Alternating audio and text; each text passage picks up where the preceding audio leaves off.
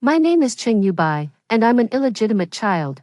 My mother always told me since I was young, you have to be better than everyone else for the Cheng family to acknowledge you, so I studied relentlessly, always coming in first in exams, all for the day I could walk through the Cheng family's doors openly and proudly, only to find out today that I'm just a goddamn villainous side character in a novel. I, as the freshman representative, stood on the stage. Below was a sea of dark, dense faces.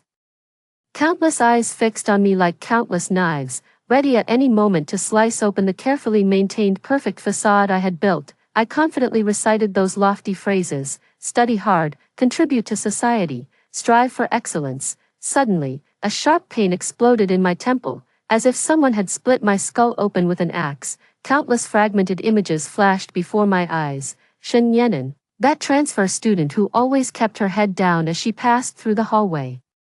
Her eyes were moist, like a puppy caught in the rain. Gu Yi, a boy who was a stranger yet somehow familiar, his earring glinting coldly in the sunlight, he pinched Shen Yenin's chin and sneered at me. She's mine. Finally, it was me kneeling in a pool of blood, a knife plunged into my chest, while Shen Yenin's hand trembled as she held the gun. Bang, the gunshot echoed in my mind, jolting me back to reality. I realized I had already finished reading the speech.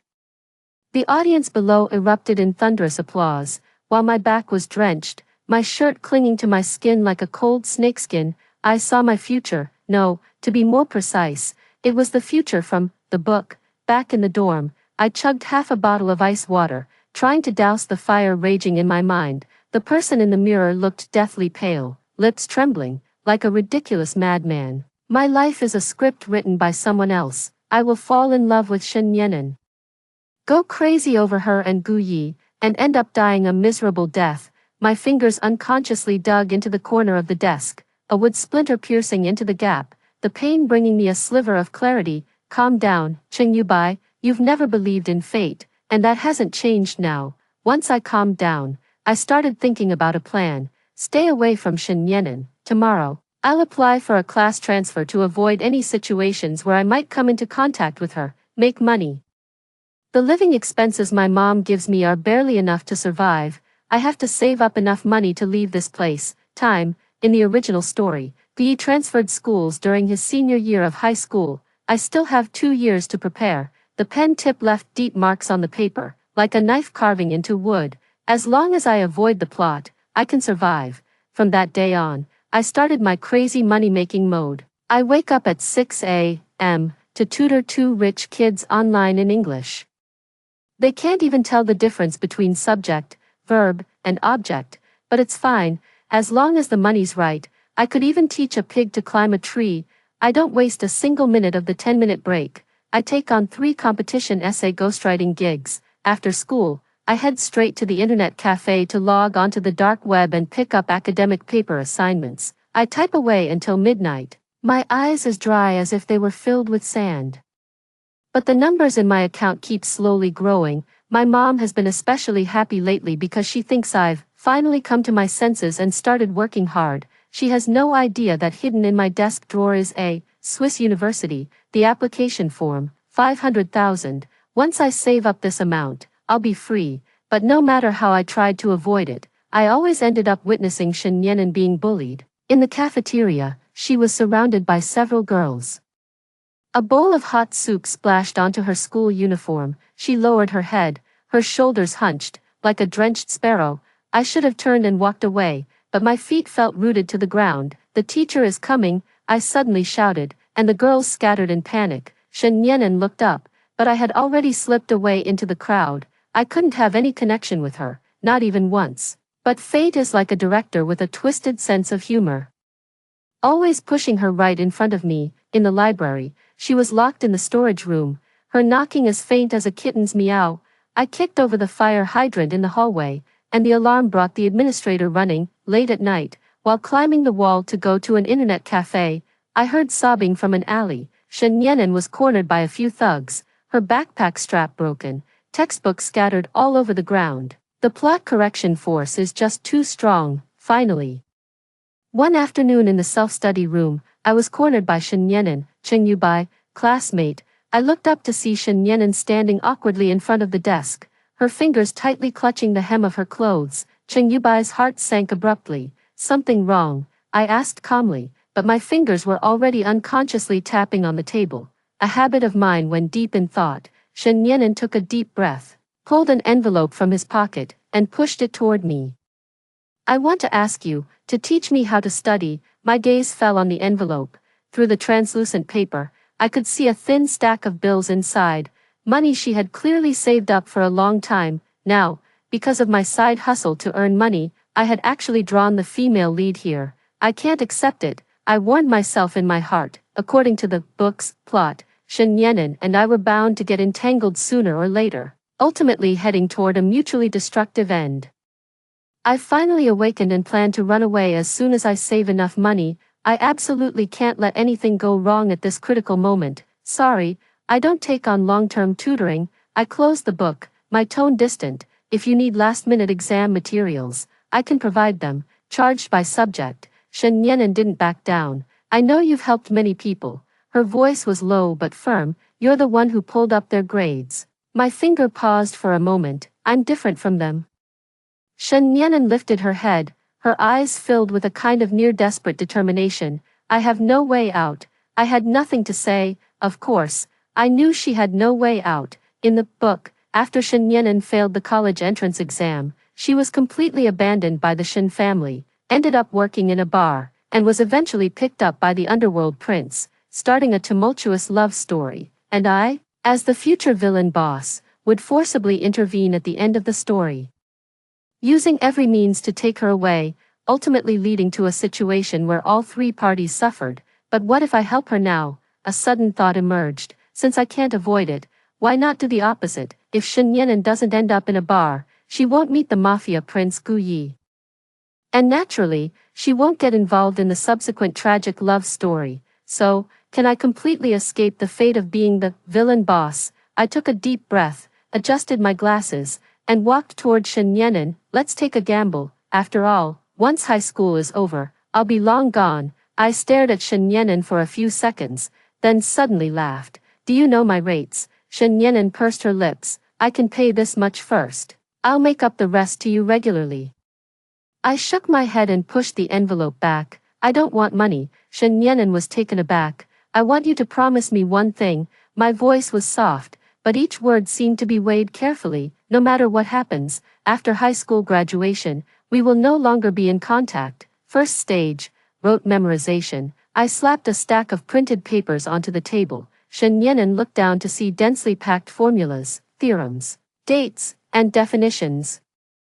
Mathematical symbols were even annotated with pinyin, English words were categorized by roots, and historical events were turned into mnemonic rhymes. Can't understand. Cheng Yubai adjusted his glasses, the lenses reflecting the cold light of the library. That's normal, you don't need to understand right now. Just hammer this knowledge into your brain like nails. I opened a brand new mistake notebook. Its title page printed with a golden memory curve chart. Memorize new content at 5 a.m. Review the morning's material during the lunch break, and recap the entire day's lessons before bed. His finger tapped the chart. Copy any mistake 10 times, 20 times for the second mistake, and so on. Shen Yan'an's throat tightened. How long do I have to memorize this? Until you can write it out from memory with your left hand. I pulled out a fountain pen and handed it to her. From now on, your hands can only do 3 things: write, memorize, and eat, in the first week. Shen Yan'an's wrist swelled up like a steamed bun. In the second week, she started dreaming of mathematical symbols dancing before her eyes. By the 3rd month, she could basically handle my surprise quizzes. She had memorized the textbook content at an astonishing speed. Phase 2, Understanding and Application. I slid over a stack of handwritten notes. Now that you have the bricks in your head, it's time to learn how to build the wall.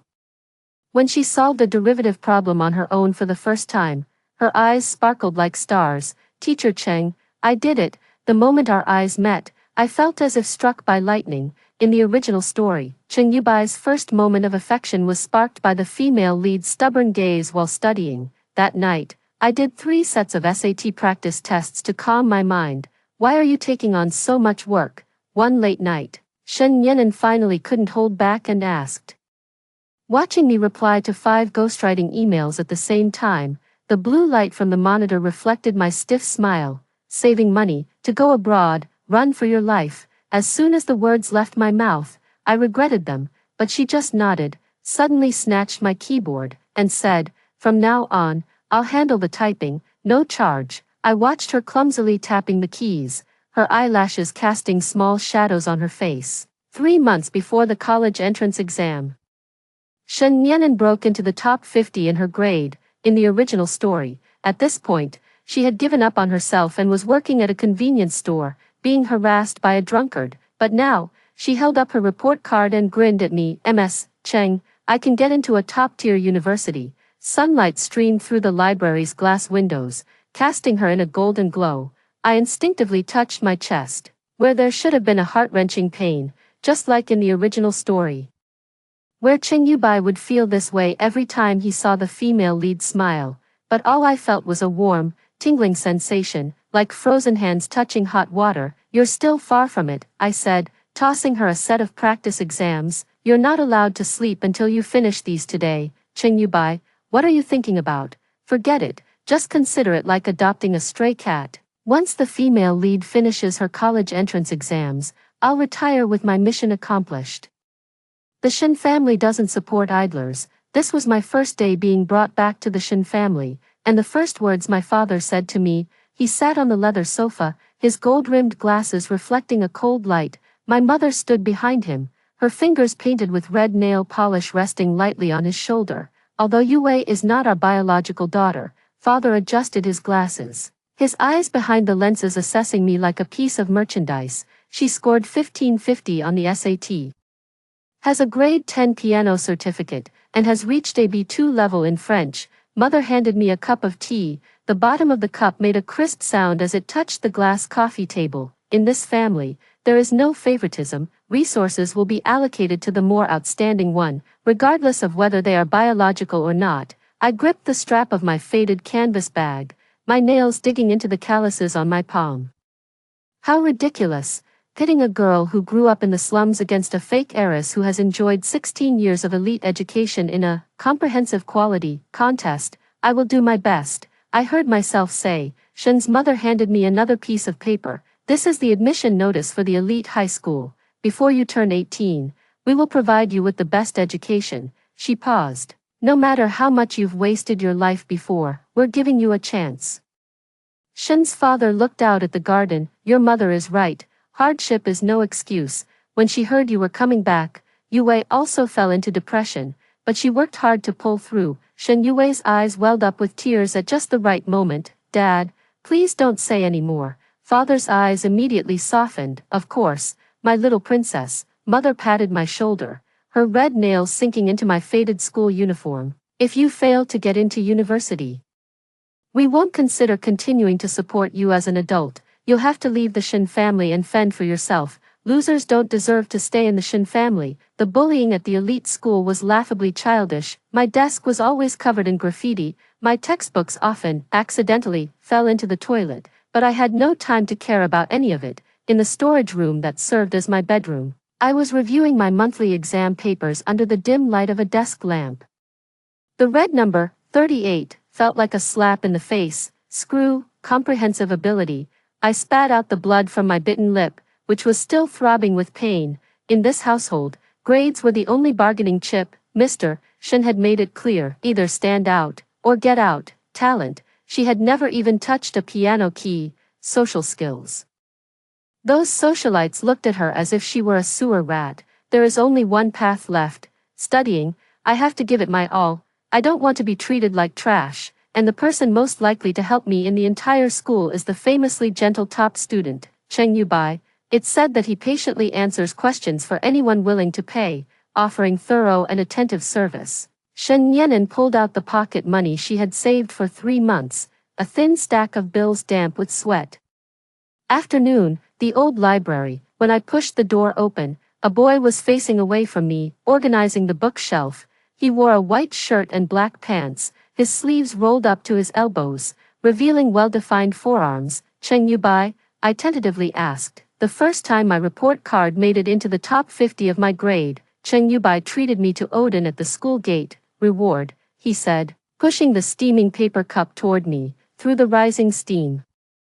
I saw his eyes crinkle behind his glasses. Keep it up. I bit into a fish ball and secretly watched his profile as he lowered his head to calculate accounts. Lately, he had been taking on more and more jobs, ghostwriting papers, helping rich kids pad their competition resumes, even assisting teachers with organizing academic materials. His notebook was always filled with dense columns of income and expenses, each entry precise down to 2 decimal places. Cheng Yubai.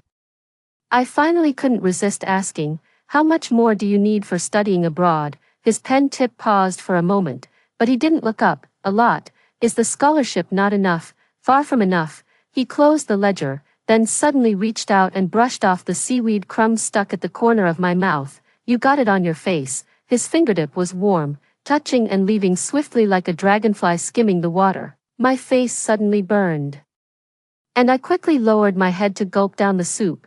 The day before yesterday, I fell asleep at my desk and woke up to find his coat draped over me, carrying a faint scent of cedar. Yesterday, while explaining a problem, his arm accidentally brushed against my shoulder and immediately pulled away as if shocked. Every time I thought there was something different between us, he would always draw a clear line with his actions, either suddenly assigning double the homework or talking only about money and not the problems all day. I must have been overthinking it. How could someone as pure and untouchable as him ever fall for a wild girl covered in scars? The library in May was unbearably stuffy. I was racking my brains over a derivative problem when suddenly the light dimmed. Cheng Yubai pressed an ice-cold cola can against my forehead. Take a 10-minute break. He sat down across from me, his Adam's apple bobbing as he swallowed. You're improving quickly. Beads of water slid down the can, forming a small wet circle on the table. I stared blankly at his moving Adam's apple, then suddenly noticed a section of red string peeking out from his collarbone. What's this? I instinctively reached out to touch it. Cheng Yubai suddenly leaned back, his chair emitting a sharp screech. Everyone in the study room turned to look. And his face instantly turned as cold as ice. Don't touch. My hand froze in midair. A protective charm, he finally explained stiffly. My family is superstitious. Later, I found out that it was the Cheng family's bloodline token. Every illegitimate child wore one, and only when they were acknowledged by the family would they have the right to take it off. 1 week before the college entrance exam, Shen Yue cornered me at the stairwell. You think you can turn your life around with that poor boy? Her newly done crystal nails scraped against the collar of my school uniform. Just wait and see. You'll never. Never what? I slapped her hand away. Finish what you were going to say. She suddenly smiled, leaning close to my ear and whispering softly, you'll never be worthy. The next day after school, 3 bullies stopped me on the road. The right hand has a comminuted fracture. The doctor shook his head. You need to rest for at least 3 months. Shen's father was on the phone outside the consultation room. Send you away to the UK immediately. Yes, just say it's to get used to studying abroad early. I stared blankly at the cast until Cheng Yubai pushed the door open and entered. The cuffs of his white shirt were stained with ink, and his breathing was a bit ragged, as if he had run all the way here. I saw Cheng Yubai's knuckles turning white. Yet his face remained as calm as if discussing the weather. Can it be temporarily fixed? There's an important exam in 3 days. The doctor looked at us as if we were insane, and we were promptly ushered out of the consultation room. 10 minutes later in the cafe, as I stared at the crooked character 4-1 on the tracing book, tears finally fell onto the paper. I can't do it. Cheng Yubai grabbed a pen and swiftly wrote a few lines on the paper with his left hand. The handwriting was neat and powerful, almost indistinguishable from what one would expect from his right hand. See this? This is the result of a month of practice, he said, raising an eyebrow. Back then, I had too many assignments, and my right hand was worn out, so I had no choice but to force myself to use my left hand. I stared at the lines of text, my throat tightening. 3 days. Can I achieve this in 3 days? Dreaming. Are you? Cheng Yubai scoffed. If you can keep your left hand from shaking in 3 days, that'll be an accomplishment. He gripped her left wrist firmly but not too harshly. The key isn't about writing beautifully, it's about having a steady hand and enough strength, otherwise, you'll be worn out halfway through. He gently took my left hand, measuring the pressure with his fingertips at her wrist bone, just like a marathon. You need to find the most effortless pen-holding posture, as he spoke. He adjusted her finger positions. This way, you can last longer. He pulled out a blank answer sheet, held the pen with his left hand, and filled in the bubbles with astonishing speed. During exams, are you used to writing the answers on the test paper first, then transferring them to the answer sheet? Now, skip that step. He tapped his temple. Memorize it in your head, fill in the answer sheet directly, and minimize writing. I pursed my lips. What about the essay questions? Be concise. Cheng Yubai said decisively. For math and physics, only write the key formulas and results. For Chinese and politics, focus on scoring points. Don't write a single extra word. He pulled out a practice test. We need to adjust the answering strategy. He flipped to another page, which had a flowchart marked in different colors. Fill in the multiple choice answers directly on the answer sheet to skip the draft step. For the essay questions, keep the answers as concise as a telegram. He pointed to his compiled key points collection. For example, in this physics problem, just write the key formula and the final answer, and you can get 80% of the points. But what about the Chinese essay? That's the hardest part. Cheng Yubai narrowed his eyes. A few hundred words. I can't finish it with my left hand. So, he pulled out a piece of paper and quickly wrote a short poem. Write poetry or classical prose. I widened my eyes. Will this work? Let's take a gamble. Cheng Yubai shrugged. Some teachers don't like it. But if you write on topic, your score won't be low. Poems and classical texts are short. Just a few dozen words can get it done, which is better than struggling to fill 800 words. He tossed her a copy of Examples of High-Scoring Poems for the College Entrance Exam. Cram rhymes and common allusions these next 2 days, and improvise on the exam. I took a deep breath, grabbed the pen with my left hand, and the tip of the pen wobbled as soon as it touched the paper. Don't stop. Cheng Yubai said coldly. If your left hand gets tired, switch to reciting the answer structure in your mind, and keep practicing once your hand has rested enough. He stared at me. Remember, the goal isn't to write beautifully, it's to finish. You won't lose many points for messy handwriting. If you secure the key scoring points, you can win. He handed me a thick-barreled pen. The thicker barrel saves effort. The night breeze ruffled the hair on his forehead. And I found myself asking as if possessed, did you know this would happen all along? Cheng Yubai's pen paused. What? That I would eventually. I raised my right hand, encased in a plaster cast, have my right hand crippled. His pupils suddenly contracted. At that moment, I was almost certain he was hiding a huge secret, but the next second, he returned to his composed and effortless demeanor. 3 days is enough for you to write legible characters with your left hand. On the first day, my left hand trembled like a Parkinson's patient. Cheng Yubai cut the answer sheets into small strips. Practice filling in the circles, keep your wrists suspended, and use your knuckles to exert force. On the second day, I could write crooked formulas on the draft paper. He collected poems and classical Chinese texts that had appeared in high-scoring college entrance exam essays, memorize 20 of them, and imitate this style in your essay. On the third day, I fell asleep on the coffee table and woke up to find my left hand being held by Cheng Yubai, my fingertips stained with ink. He was using a cotton swab dipped in alcohol to clean them, his eyelashes casting fine shadows under the desk lamp. He abruptly let go of my hand, and the glass bottle rolled to the floor. The sweat on your palm will affect the answer card recognition, he said, his voice as cold as if he were a different person. Keep practicing.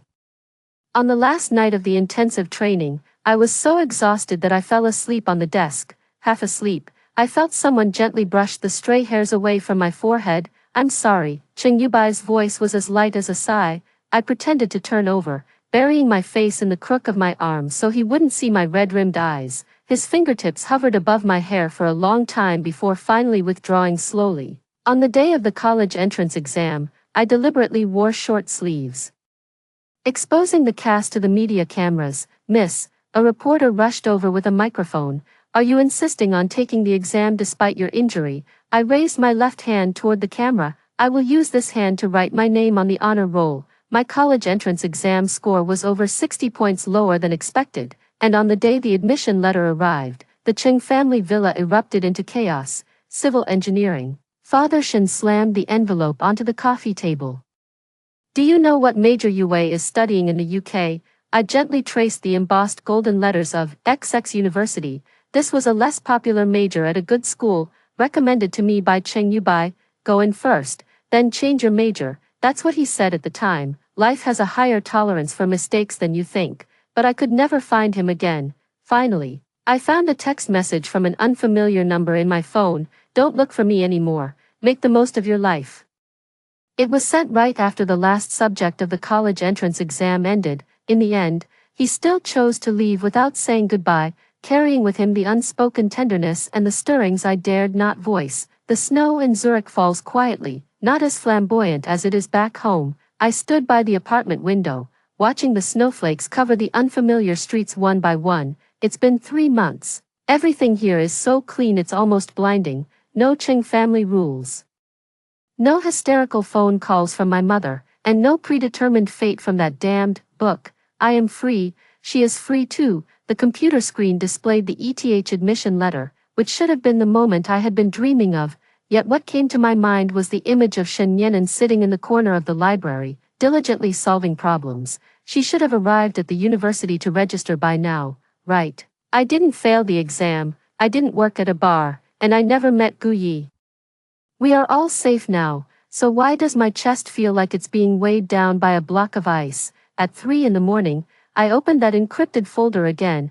The first photo was taken secretly. Shen Yenan was asleep on the library desk, her cheek pressed against her math notes, her eyelashes casting delicate shadows under the desk lamp. That day, I should have woken her up to continue solving problems. But I ended up pressing the shutter as if bewitched, scrolling further. All the photos were taken this way. She ran through the rain to get to tutoring, her hair dripping but her smile radiant. The first time she solved a calculus problem, her eyes sparkled like stars. On the day of the college entrance exam, her right hand in a cast tightly gripped the admission ticket, her knuckles turning white. I should have turned back. I should have told her the truth, but I was afraid. I walked to the window and lit a cigarette, a bad habit I'd picked up since coming to Switzerland. The snow was still falling. I went outside and deliberately bought a new phone card, then dialed the number I knew by heart. Hello. Her voice was drowsy, soft, like a feather tickling the eardrum. I instantly stiffened my spine, my Adam's apple bobbing several times before I could make a sound. It's me. There was a thud from the other end of the line, as if she had fallen out of bed. Then came hurried breaths. Bai, where are you? Let me finish. I gripped the receiver tightly, the metal edge digging painfully into my palm. We're living in a book. You're the female lead, and I'm the story's main villain. What? According to the original plot. My voice tightened a bit, after failing the college entrance exam. You'll work at a bar and then meet Gu Yi, she suddenly interrupted me, her tone incredulous. You mean that heir of the Gu group? Everyone in S City knows him. I was taken aback. You know him. Girls at school talk about him every day. She snorted lightly. Last month at the school gate, when he confronted someone, he made one call and over a dozen black cars showed up. But, her voice suddenly dropped. So you've been avoiding me because of this, in the original story. I swallowed hard. Gu Yi would help you out of trouble again and again, and you two would slowly get together, and I clenched my phone tighter, would act like a madwoman trying to stop you, creating countless problems for you both. But in the end, I forced myself to continue. You two would overcome all obstacles together and get your happy ending. The other end of the line suddenly became terrifyingly quiet, and all I could hear was her soft breathing. And what about you? She finally spoke, her voice as light as falling snow. Just going to leave me like this? I wanted to say, yes, I wanted to say we shouldn't meet. That would be the safest way, but the words that came out were, if you need help, I'm still here. She laughed, her voice choked with emotion. Bai, do you know how long I've been looking for you? I went to your apartment, asked all our classmates, and even went to the old Cheng family mansion. What were you doing there? I raised my voice sharply. That place. What's wrong with that place? She interrupted. You left without a word, without any explanation. Now that I've gotten into university, now that I can take control of my own life, you call me and tell me this is all just a book. Her voice carried a kind of hurt I had never heard before, like an abandoned kitten voicing its grievances. My heart suddenly twisted into a knot. You, she sniffled. You said I would fall in love with someone else. that I would hate you. But what about you? What about you to me? Her voice grew softer and softer, until it was almost inaudible. I clenched the receiver tightly, my knuckles turning white. Nyenin. Forget it, she suddenly cut me off. You're right, this is my life, and I should be the one to decide. My heart suddenly sank. But if you need help, I said hoarsely, this number will still be connected, Cheng-yu-bai. She softly called my name, her voice as gentle as snow falling into the palm of my hand. You really are a jerk. The call was suddenly disconnected. Standing in the swirling snow, I looked at my blurry reflection in the glass and realized the corners of my mouth were actually turned upward. On the way back to the apartment, the snow fell heavier and heavier. I walked forward, stepping on my own shadow, when I suddenly remembered the last scene I saw on the day I awakened. I was kneeling in a pool of blood, while Shen Yenin's hand trembled as he held the gun. But now it's different. She knows the truth. She has chosen her own path, and I have finally learned to let go. As I passed by the convenience store, I stopped for a moment to look at the flight ticket advertisement in the window. In the end, I turned and walked in the opposite direction. The moment the call ended, my fingers were still trembling. Cheng-yu-bai's voice seemed to still echo in my ears. You will fall in love with Gu Yi, and then be left battered and bruised, but in the end, you will have a happy ending. I stood in the rain, the cast long removed, my hands still trembling. It turns out that someone you once had feelings for is even stingy with a hug when saying goodbye. I instinctively touched my left wrist, where the callus from practicing writing with my left hand still remained. 3 months ago, it was this hand that Cheng-yu-bai held in his palm. His fingertips gently tracing over the blisters I had worn raw, saying, it's good that it hurts, pain helps you remember. Now even that pain is fading away. In the curtain of rain, I seemed to see that slender figure again, standing in the corner of the library, his eyes behind his glasses as calm as an ancient well. He said, life's tolerance for mistakes is higher than you think. But he never mentioned how far one still has to walk alone after being forgiven for those mistakes. I instinctively reached for my right wrist, where the bruise from the cast removal still lingered. If the ending is bound to be sweet, then no matter how painful the process, it seems worth it. This thought sent a chill down my spine. As if possessed, I typed Gu Ye's name into the search bar. In the photo that popped up on the forum, the young man with an earring was flipping off the camera, his eyes as fierce as a lone wolf. Would I fall for someone like that, helplessly? The way I fell for Cheng-yu-bai, my thumb unconsciously brushed over the contact labeled Teacher Cheng in my phone. The last call was 2 months ago, when he said, use your wrist strength when writing with your left hand. His breathing was so close it felt like he was right by my ear. Now he tells me that my tears will fall for another man, my wounds will be bandaged by another pair of hands, and all of this was already written in some absurd book, in the rain. The admission letter was completely soaked. I crouched down, hugging my knees, and suddenly felt like laughing. How ironic. Cheng-yu-bai changed my fate for me, but he never told me. Would this new fate also hurt? My parents had already flown to Switzerland to accompany Shen Yue as she adjusted to her study abroad life. Before they left, they didn't even glance at me, only leaving behind the words, study hard. Don't embarrass the Shen family, Cheng-yu-bai. You said fate cannot be defied.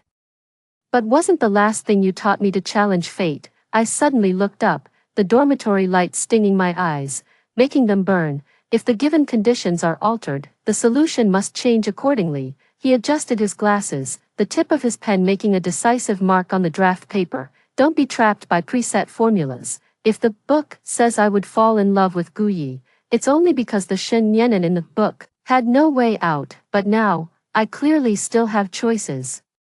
The most disheveled I get these days is pulling 3 all-nighters during finals week, with dark circles under my eyes, my hair tied up in a messy bun, and my fingers calloused from holding a ballpoint pen. I haven't been reduced to working in a bar, nor am I curled up in some unfamiliar corner, trembling with my clothes in disarray. I haven't shattered, so I don't need anyone to piece me back together. The me of today doesn't need anyone to be my hero. The light shone on the phone screen, blurring that secretly taken photo of Cheng-yu-bai's profile. It was the last evening self-study session of senior year. He was resting his head on the desk, his eyelashes casting delicate shadows under the desk lamp. I still remember the feeling of my heart nearly leaping out of my chest when I pressed the shutter. You say we live inside a book, but this heartbeat is real. You say the ending is already written, but this unwillingness is also real. And so, I continued with my college life. Every day when I woke up, I would stare blankly at my phone for a while. Cheng Yubai's number was right there at the top of my contacts. I could even recite it by heart, but I never dialed it once. It's not that I don't want to reach out. It's that I don't know what to say, he said. Feel free to contact me if you need anything, but what I need most right now is to stand before him with dignity and say, look, I can change my fate too, but not yet. I set 3 rules for myself. First, study hard. Second, work to earn money. Third, stay away from Guyi. Very simple, right? As long as I accomplish these 3 things, I can prove that I'm not the pitiful creature who must rely on the male lead to save me. I found out the places Guyi frequently visits.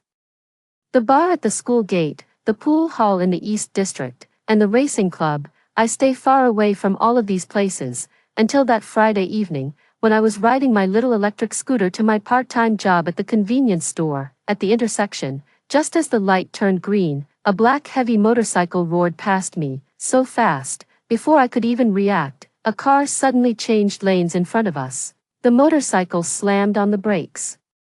Its tires screeching sharply against the pavement. Bang! The motorcycle lost control and crashed into the roadside barrier. The rider was thrown off, his helmet rolling far away. 2 men got out of the car, cursing as they walked over, looking to die. I instinctively stopped the car, my heart pounding wildly. The next second, the man on the ground suddenly flipped over, a cold glint flashing in his hand. A knife? No, it's a gun. The 2 men's faces turned pale. And they immediately turned and ran. The motorcyclist slowly stood up, clutching his left side as blood seeped through his fingers. He lifted his head, his gaze cutting through the traffic, locking directly onto me, who was frozen in place. His pupils were pitch black, the corners of his eyes sharp, and his earring glinted coldly in the setting sun. Guyi, ambulance, can't call, take me to old Zhao's clinic in the west of the city. His voice was hoarse, but carried an unyielding, fierce determination. My throat tightened. I was just passing by, you saw it. He lowered his voice. If you don't want trouble, do as I say. I gritted my teeth and helped him onto my small electric scooter. His blood soaked through the back of my school uniform, frighteningly hot. That night, I came down with a high fever. In my dream, I was wearing a cheap backless dress, stumbling down a dimly lit bar hallway. The sobering tea on the tray shook with my trembling. New girl. Go deliver drinks to the young master. The supervisor pushed me. Don't mess this up. The moment the private room door opened, a hand suddenly grabbed my neck. Who sent you? Guya's face was as cold as ice under the dim light, just like when he helped me out of a predicament during the day. I struggled to explain, but he sneered and tore open my collar. Liar. The scene shifted, and I was pressed against the floor-to-ceiling window, his burning chest against my back. Say you love me. I hate you, then hate me to death. The pain in the dream was terrifyingly real. He forced me to take medicine by pinching my chin, locked me in the penthouse for 3 months, and even when I had a miscarriage and a high fever, he was still playing cards with others in the next room. The scary part was, in the dream, I actually became dependent on him. In those rare moments of his gentleness, I actually found myself feeling moved. Stockholm Syndrome. 2 days later, I was cornered by 2 men in black at the back door of the library. Young Master Gu wants to see you. In the business car, Gu sat opposite, a butterfly knife flipping between his fingertips. Shen Yenan, he said my name as if confirming something. Why did you save me? Wasn't it you who insisted on pulling me along? He suddenly leaned in, his nose almost touching mine. You're afraid of me, because you're pointing a knife at me. But in your pupils, he narrowed his eyes. There's more than just fear. The back of the knife pressed against my cheek, cold and piercing. It's like you're looking at an acquaintance, as if we've known each other for a long time. My heart skipped a beat. He noticed. Did he realize he doesn't feel the same disgust toward me as he does toward other women? The plot correction has begun. Guyi was waiting for me again at the foot of the dormitory building, his black motorcycle gleaming coldly under the sunlight. I descended the steps one by one, each step heavier than the last, where today, he tossed me a helmet. That new bar. I caught the helmet, noticing the plastic buckle had cracks from where he had gripped it too hard yesterday. Last time I said I didn't like noise, he smashed half the bar counter on the spot. Those shards of glass haunted my dreams for a whole week. Whatever you say, I softened my voice. Who were you talking to just now? Guya's voice came through the receiver. My roommate was asking about homework. I stared at the moon outside the window. Do you want to check the call log?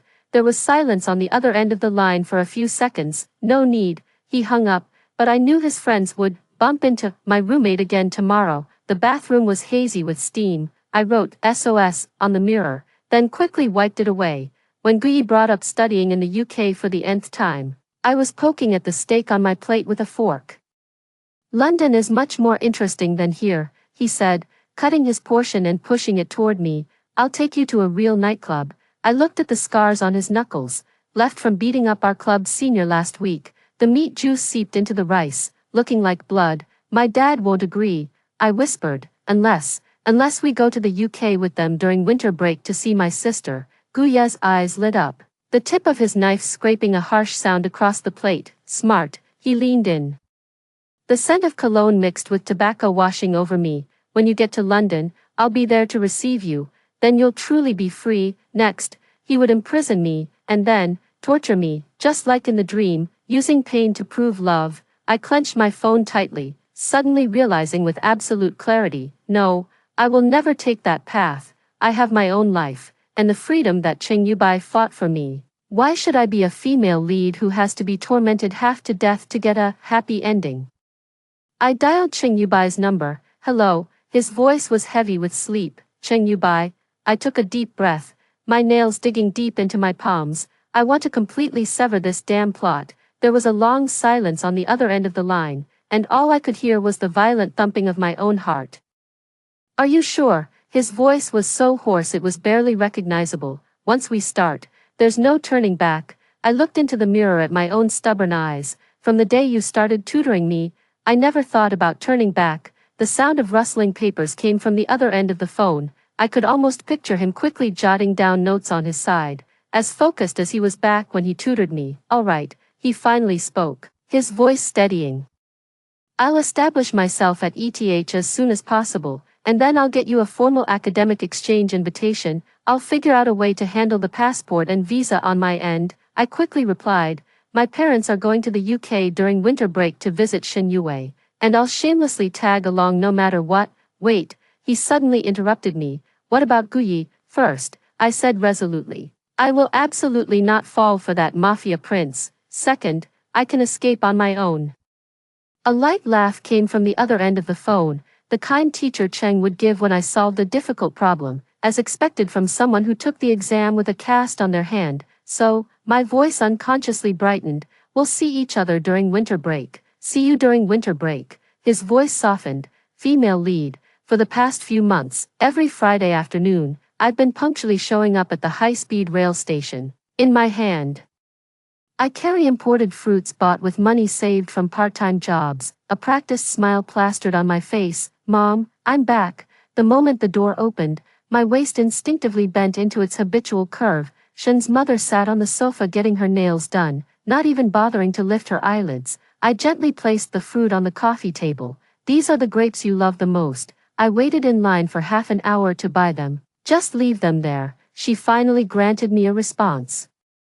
I stood quietly nearby, like a robot waiting for instructions. The pain of my nails digging into my palms kept me alert, yet the smile on my face never wavered. In the kitchen, I tied on an apron and started cooking. The cooking fumes stung my eyes until they turned red, but I couldn't wipe them. Last time I wiped away tears, Mr. Shen saw me and called me unlucky. Dad, please try this soup. At the dinner table, I carefully ladled a bowl and handed it over. Mr. Shen took a sip and frowned.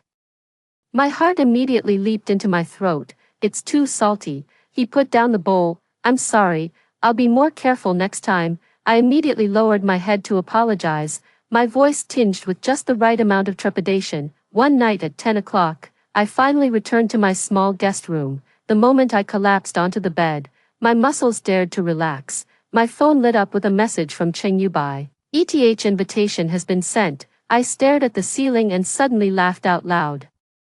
As I laughed, Tears began to stream down my face. The next morning, I had once again become that obedient daughter. "Dad, let me give you a shoulder rub," I said, standing at the study door, my voice so soft as if afraid to disturb something. Shen's father grunted without looking up. I tiptoed over and began massaging with just the right amount of pressure. "I heard you received a scholarship." My hands paused for a moment before I started massaging with even more vigor. "Yes, third prize." The judge was Professor Zhang, who mentioned he greatly admires you. The corner of Shen's father's mouth lifted slightly. I knew that this act was finally seeing a glimmer of hope. On Christmas Day, I wore the pink dress designated by Mrs. Shen and bowed in apology to Shen Ruoyan over the video call. "Sister, I'm sorry, I was too immature back then." Shen Yue on the screen laughed gleefully. But all I could focus on was the calendar behind her. January 15th, ETH's opening day. "Come with us to Switzerland during the winter break." After hanging up the video call, Mr. Shen finally relented. "Apologize to your sister in person and help her resolve her inner turmoil." I was trembling with excitement all over, and this time it wasn't an act. 3 months of groveling had finally earned me this ticket to freedom. On the day of departure, I played the part of the most dutiful maid, carrying their bags, filling out forms, and running errands for them. At security, Mrs. Shen suddenly threw her coat at me. "Hold this." I obediently took it, feeling the shape of the passport in the inner pocket. This genuine passport was what I had traded 3 months of my dignity for. In the airport, Mr. Shen suddenly turned back to look at me. "Don't embarrass us this time." "No, I won't." I lowered my head, but the corners of my mouth uncontrollably turned up. 20 minutes before boarding, I stood in front of the restroom mirror, my fingers trembling slightly. The girl in the mirror was wearing the Chanel suit chosen by Shen's mother, her hair neatly styled, looking like a well-behaved rich young lady, but I knew that in just 3 minutes, this image would completely shatter. I took a deep breath, locked the stall door, and quickly pulled out the hairpins. The moment my long hair cascaded down, I retrieved the prepared hoodie and jeans from the hidden compartment of my backpack. I changed into them swiftly, put on the plain glasses and mask, and finally stuffed the suit into my backpack. The entire process took no more than 90 seconds, something I had practiced countless times. "Attention passengers to Zurich." When the announcement sounded, my heart nearly burst through my ribs. As I pushed open the stall door, I caught a glimpse of 2 men in black suits knocking on the doors of the women's restroom one by one. Guya's men had still caught up. I pulled down the brim of my hat and walked past them as if nothing was wrong. One of the men gave me a suspicious glance, so I deliberately coughed twice, rubbing my nose like a college student with a cold, and quickly walked away. Almost there, 20 more meters and I'll be at the security checkpoint. Suddenly, a shout came from behind. "Stop right there." My whole body stiffened, but I didn't turn around. Instead, I quickened my pace and blended into the line of people. "Young lady in the hoodie, run." I dashed toward the security checkpoint, pulled out my pre-prepared boarding pass, and slipped through the other side of the scanner like a nimble fish. Without looking back, I sprinted toward the gate. Behind me, angry shouts and attempts to stop me erupted, but I had already charged into the jet bridge. The flight attendant looked at me, panting, in surprise. "Ma'am, you, motion sickness." I forced a pale smile. "Just want to sit down early." The moment the cabin door closed, I looked through the small window and saw the pursuing men in black being stopped by the ground crew. The plane's engines began to roar, and the runway lights blurred in the rain, spreading into a dazzling river of stars. I escaped. I really escaped.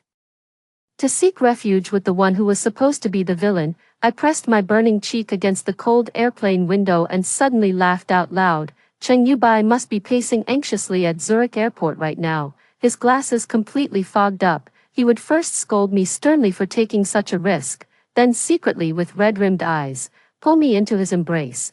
When the flight attendant brought a blanket, I realized I was trembling, not from fear, but from a kind of thrilling excitement. Would he lock me in the basement? Would he use his tie to bind my hands? Will he grab my chin and say, "Did you think you could escape, just like in the book?" I bite my lip and silently answer in my heart, "No, he won't, because I'm not that pitiful heroine waiting to be saved. I am Shen Yenin, the one who personally tore up the script." The day I picked up Shen Yenin at the airport, Zurich was snowing. I paced back and forth at the arrivals gate, The cup of hot chocolate in my hand had been replaced 3 times. I couldn't let Shen Yenan drink it cold. She stood by the luggage carousel, her hair damp from the snow and clinging to her face, clutching a faded backpack that looked exactly like the one she used for cram school materials in high school. My fingers tightened around the umbrella handle as I recalled the book's future. I would fall in love with her, fail to win her affection, and ultimately become the madman who imprisoned her. The electronic screen showed the flight had arrived 17 minutes ago. I counted the seconds until I saw that familiar figure pushing her luggage out. She was thinner than in the videos, her hair cut short, the tip of her nose red from the cold. Shen Yenan, I heard my own voice tighten as I handed her the paper cup, deliberately avoiding her fingertips. I remember all the plot that follows. She suddenly set the hot chocolate down on the counter and grabbed my sleeve. "Cheng-yu-bai, your hand is shaking." The snow outside the taxi window was falling heavier and heavier. Suddenly, she touched the back of my hand, her fingertips icy cold. I should have pulled away, but my body was more honest than my mind. I turned my palm over and wrapped it around her fingers. "Cheng-yu-bai." Her voice was as light as falling snow. "Where are you planning to take me?" The key in my pocket felt burning hot. "The attic," I heard myself say, and then, "I'll move out." The bed sheets were her favorite light blue, and the fridge was stocked with her favorite foods. "You wouldn't dare," she said, her eyes wide and round. At night, I insisted on spreading the quilt on the floor, wrapped in a blanket on the bed. She nudged my shoulder with her foot. "Come up." The moonlight traced the outline of her eyelashes, a stark contrast to the haggard appearance she had in the book. When imprisoned by Gu Yi, she was supposed to be abandoned by the Shen family after failing the college entrance exam, then meet the drugged heir of the underworld, Gu Yi, while working at a bar, and I would find her 5 years later, taking her back in an even more brutal way. "Teacher Cheng." Her voice was seductive. "Are you afraid of ending up like in the book?" Raindrops pelted against the window as I recounted the plot to her. She suddenly leaned close to me. "So what will happen to our fates now that you're abroad?" Gu Yi is still in Haicheng playing the role of the mafia prince. I deliberately ignored the scent of her closeness. "As long as we keep our distance, we'll be safe." "Cheng-yu-bai." She pressed her knee between my legs, the fragrance of her shampoo enveloping me. "When you helped me correct my mistakes every day, why didn't you think about keeping your distance?" I gripped her wrist and pressed it against the bed, my breathing as heavy as if I had run 10 kilometers. "Shen Yenan, in the book, the beginning of my downfall was falling in love with you. You're wrong." She tilted her head up to bite my Adam's apple. "You turned dark because you didn't sleep with me sooner." Outside the window, thunder cracked loudly, and the blue light of lightning filtered through the blinds, casting alternating patterns of light and shadow across her collarbone. I suddenly realized that all my rationality and fears were melting away in her scorching body heat. Those worries about turning dark, those anxieties about fate, now seemed utterly insignificant. Her fingertips traced the old scars on my back, as if trying to smooth away all the wounds of the past. "Cheng-yu-bai," she gasped, calling me by my full name. "Look at me." I looked into her eyes, where there was not a trace of fear or hesitation, only pure trust and determination. In that moment, I suddenly understood that there should never have been any imprisonment or coercion between us, only the resolve of two souls deciding to face fate together. "This time," I whispered, lowering my head to kiss her, "we'll rewrite the ending together." On a spring evening, I was sitting by the window, revising code. Shen Yenan was curled up on the opposite sofa, nibbling on an apple, her toes brushing against my thigh like a restless cat. "Professor Cheng." She suddenly leaned in, the fresh, sweet scent of apple wafting past my ear. "Your ears are turning red." I closed my notebook. "The heating is turned up too high." "Is that so?" She pressed her fingertip to my Adam's apple. "Then why is this also burning up?" At 3 in the morning, I woke up from a nightmare. In the dream, I stood in the Cheng family's old mansion, clutching Shen Yenen's hair, forcing her to watch the news of my marriage to someone else. Another nightmare. Shen Yenen's voice came from behind. She had woken up at some point, her fingers gently combing through my sweat-drenched hair. Moonlight filtered through the gap in the curtains, casting fragmented spots of light on her collarbone. I suddenly grabbed her wrist. "Do you know what one thing I had to do every night before bed when I was tutoring you in high school?" She blinked. "Ask myself if I had fallen in love with you." My voice was hoarse. If the answer was no, I could sleep peacefully. Shen Yenan suddenly laughed. Then how did you find out later? In my 3rd month in Switzerland, I stared at the ceiling. I instinctively cracked 2 eggs into my instant noodles one day because you love soft-boiled eggs. She rolled over and straddled my waist, her pajama collar slipping open to reveal a patch of snow-white skin. "Cheng-yu-bai. Do you have any idea how terrifying your eyes look right now?" Of course I knew. The man in the mirror had red-rimmed eyes, staring like a starving wolf eyeing its prey. In the story, it was with this very gaze that I watched Guyi carry a drunk Shen Yenan into a hotel through the surveillance footage. The book says, I caught her wandering hands. I'll end up locking you in the Cheng family basement. Is that so? She leaned down and bit my chin. Then hurry up. I've never seen a basement worth $1 billion. As I pressed her into the mattress, I suddenly remembered that rainy day that changed everything. After the high school graduation ceremony, I followed her from a distance under an umbrella, watching her crouch under the convenience store eaves, chewing on a cold bun. I should have rushed over and taken her away back then. Distracted, Shen Yenan pinched my waist in dissatisfaction. I kissed her chattering mouth, my fingers threading through hers and pressing against the pillow. Her pulse throbbed against my palm, vivid and scalding. "Shen Yenan," I gasped against her forehead. If only I had been earlier.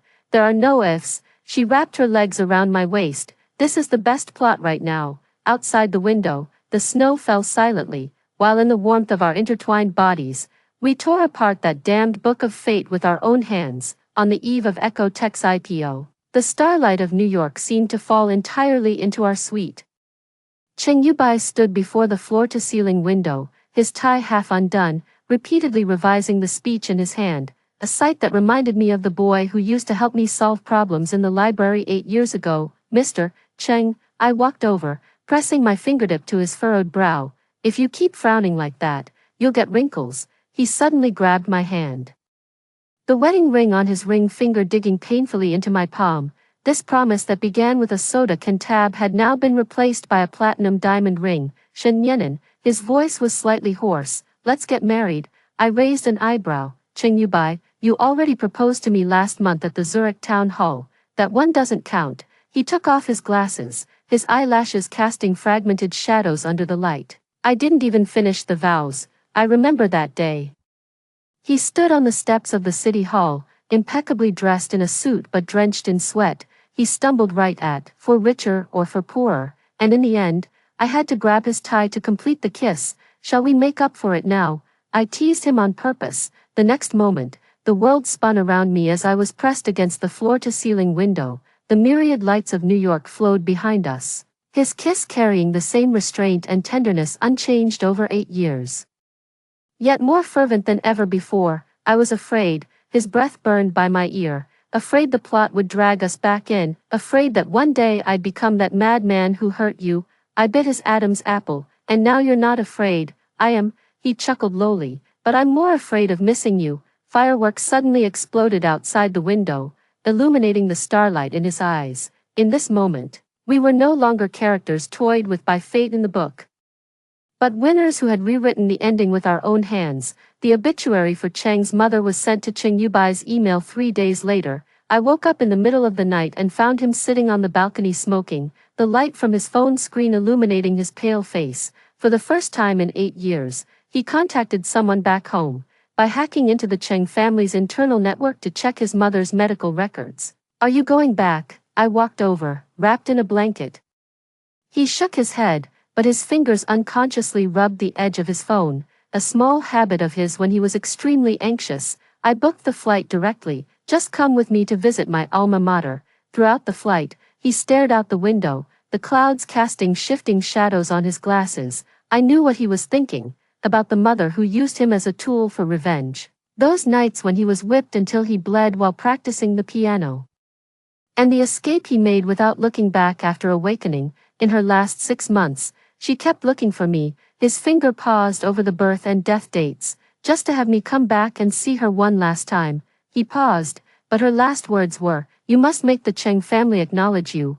I turned his face and kissed him. "Cheng-yu-bai, you stopped needing anyone's approval long ago." Rainwater slid down the black marble tombstone, washing the characters, Cheng Men Lu Shi, until they gleamed. Cheng-yu-bai crouched down, carefully wiping away the non-existent dust on the stone surface with his sleeve. I watched as the cuffs of his white shirt soaked through with rain, turning translucent against his wrists. There was a faint scar there, one left when he was 15, after his mother struck him with a ruler. Those wounds, I still remember them clearly. He suddenly laughed, raindrops clinging to his gold-rimmed glasses. Sometimes I can't tell whether she treated me that way because the plot controlled her, or if it was just her nature. "ML.But I interrupted him, tilting the umbrella toward his side.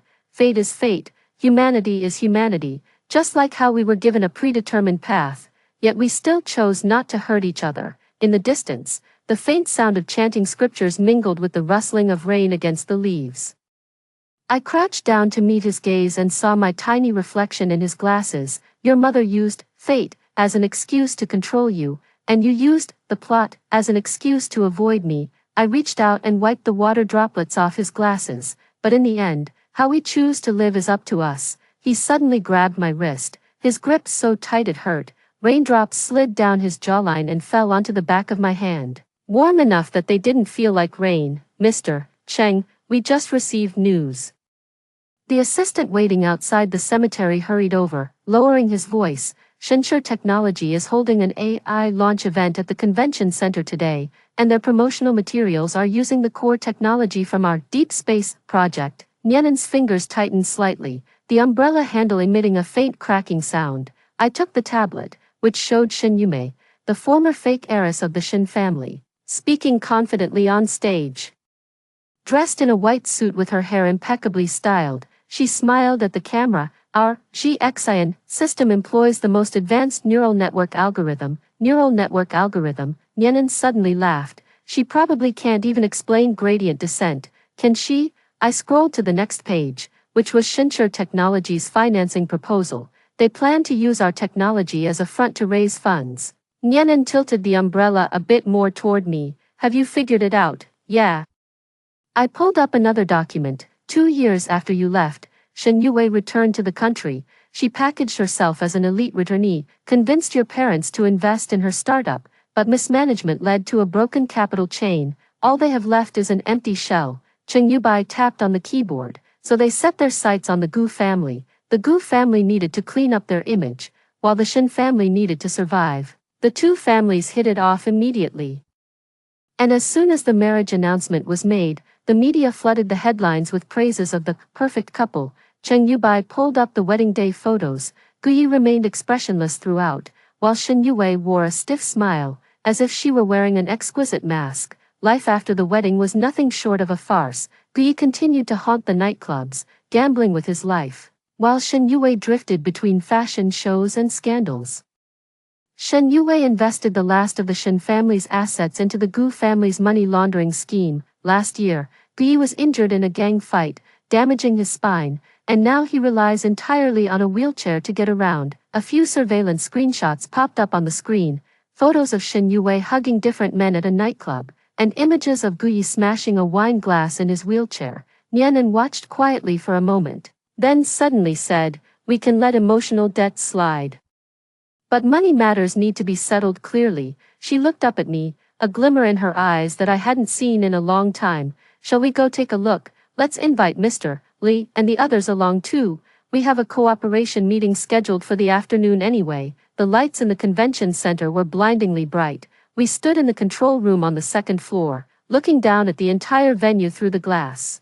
Shen Yue was passionately delivering a speech on stage, with a meticulously produced promotional video playing on the large screen behind her. Mr. and Mrs. Shen sat in the front row, their faces fixed in stiff smiles, like two hollowed-out wax figures. After 5 years of dedicated research and development, Shen Yue's voice echoed throughout the venue through the speakers. "We have finally broken through the technical bottleneck."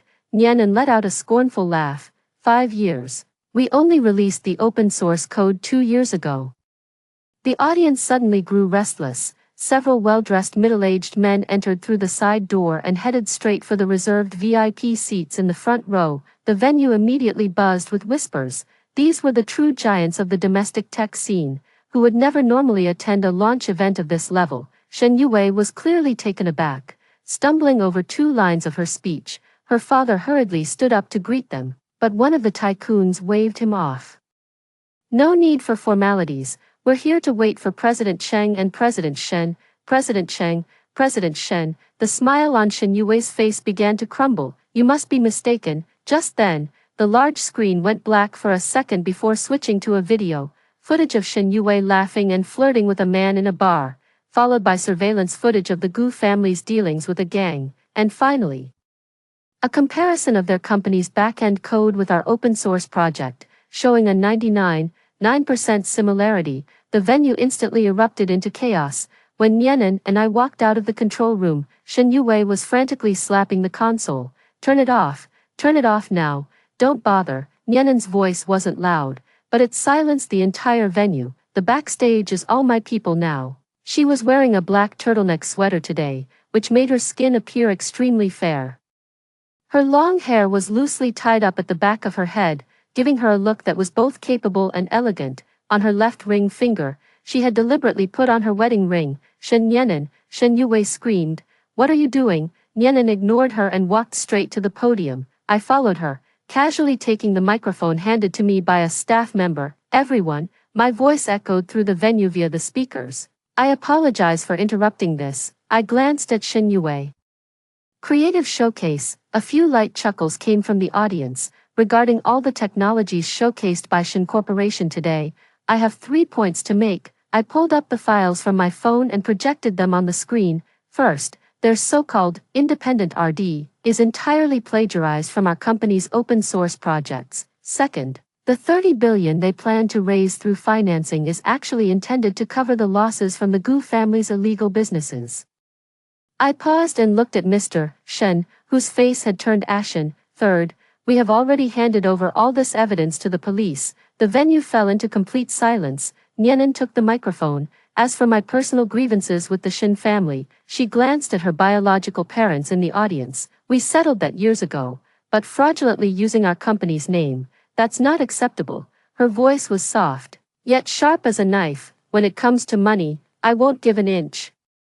Shen Yue suddenly rushed over, trying to grab the microphone, but her high heel twisted and she fell on the stage. Gu Yi, in his wheelchair, roared frantically, ordering his men to take action, but was immediately restrained by security personnel who had been lying in wait. Shen Nianan, Gu Ye's voice was hoarse and terrifying.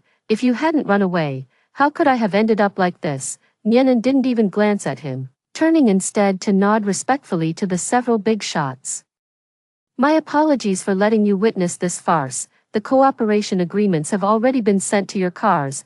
As we walked out of the venue, the heart-wrenching cries of Shen's mother echoed behind us. Nianan, Mom knows she was wrong. Nianan's footsteps didn't falter in the slightest. The rain began to fall again, and I opened an umbrella to shield her. She looked up at the gloomy sky and suddenly said, actually, I stopped hating them a long time ago. But seeing them like this, she slipped into the car, a slight smile playing on her lips. Feels pretty damn good.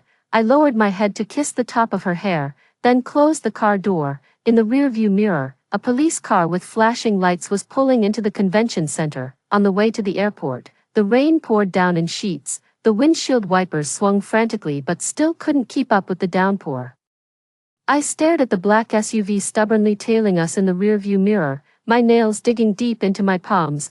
Fasten your seatbelt. Cheng Yubai's voice strained to remain calm as his right hand already reached for the stun gun in the car's storage compartment. The next second, the world spun out of control. Bang! A violent impact struck from the right rear, sending the entire car spinning sideways. The moment the airbags deployed, my forehead slammed hard against the window, and the smell of blood instantly filled my nostrils. The car door was yanked open roughly. A man in black, wearing a hood, aimed the dark muzzle of a gun directly at me. Miss Shen, the boss requests your presence. Cheng Yubai was restrained with his hands behind his back on the other side. His eyes were bloodshot, but with a gun pressed against his temple. He couldn't move an inch. I only had time to glance at him before being dragged into a black SUV. As the door closed, I saw him screaming my name, his voice torn apart by the rain. Abandoned chemical plant. The cold water splashed on my face, and I tasted the metallic tang of rust. Guy slowly approached in his wheelchair, his legs missing below the knees, the empty pant legs billowing in the wind. He took off his sunglasses. revealing a web of broken blood vessels in his eyes. Nyenan. His fingers gently traced the scratches on my face, as if handling something fragile. You've finally returned. His voice was hoarse, yet carried an eerie tenderness. This world is wrong. He turned the wheelchair, his voice echoing in the empty warehouse. You were always meant to be by my side. If it weren't for that escape, we would have had our wedding by the sea. His words came faster and faster, as if reciting a carefully rehearsed script. I would have knelt on one knee at sunset, sliding the ring onto your finger. You would have given me 2 children, one like you, one like me. A near mad light gleamed in his eyes. I would have built a business empire for you, making you the most honored queen. I looked up, my voice as calm as ice. Guyi, I've already lived through all of that in my dreams. He froze. In the dream, you locked me in a golden cage and called it love. My nails dug into my palms. You let your brothers humiliate me and called it a trial. When I was 3 months pregnant, you pushed me down the stairs with your own hands. I stared at his increasingly contorted face. Blood flowed down my thighs, but you held me and said, "Don't be afraid, we can have another." The cold wind in the warehouse carried the scent of rust. Guye's face turned deathly pale, his lips trembling. His expression reminded me of that rainy night in my dream when I had a miscarriage and a high fever. He had knelt outside the bathroom door, begging me not to die. I could have been better. As long as you're by my side, you're the only woman I can accept. His voice suddenly dropped, carrying a sick obsession. That fake has already been eliminated by me. The only woman by my side will be you. Looking at his deranged state, I suddenly found it laughable. Guyi, don't you understand even now? Understand what? He slammed the wheelchair armrests violently. We're destined to be together, destined by fate. I slowly stood up, looking down at him from above. Then let me tell you what destiny truly is. I stayed by your side, trading my suffering for your happiness. My voice was soft, yet sharp as a blade. I waited endlessly for you to turn around, praying that one day you would finally learn to treat me with kindness. Guye's pupils contracted sharply. I don't want to live in constant fear, I continued. Nor do I want to spend every moment worrying that one wrong step will turn me into a nurse changing the diapers of a crippled you. You're lying, he screamed hysterically. I will treat you well. I've dreamed of the ending, I said softly. In the end, we lived in seclusion on an island, and you even became a model husband. Guye's eyes lit up. But do you know how much blood and tears it takes to pave the way for such a happy ending? I raised my wrist, showing the bruises. Guyi, your so-called love is breaking me, putting me back together, breaking me again, and piecing me back together until I become the shape you want. No, this time is different. He shook his head frantically, his wheelchair crashing violently into the iron frame. But I'm not clay, I'm a person. My voice was soft, yet sharp as a knife. I have flesh and blood. I feel pain and fear. I won't choose you anymore, because I've realized that without you, I can avoid all this suffering and still be happy. You're lying to me, he roared, pulling out a dagger. You're mine. Without me, you're nothing. The tip of the blade pressed against my chin, a trickle of blood sliding down the edge. You owe me a life. You owe me a child. You owe me an entire future. Come with me, or we die together. I looked into his eyes, my voice as cold as ice. Guyi, I owe you nothing. What I owe myself is to live well. He raised the dagger, and I closed my eyes.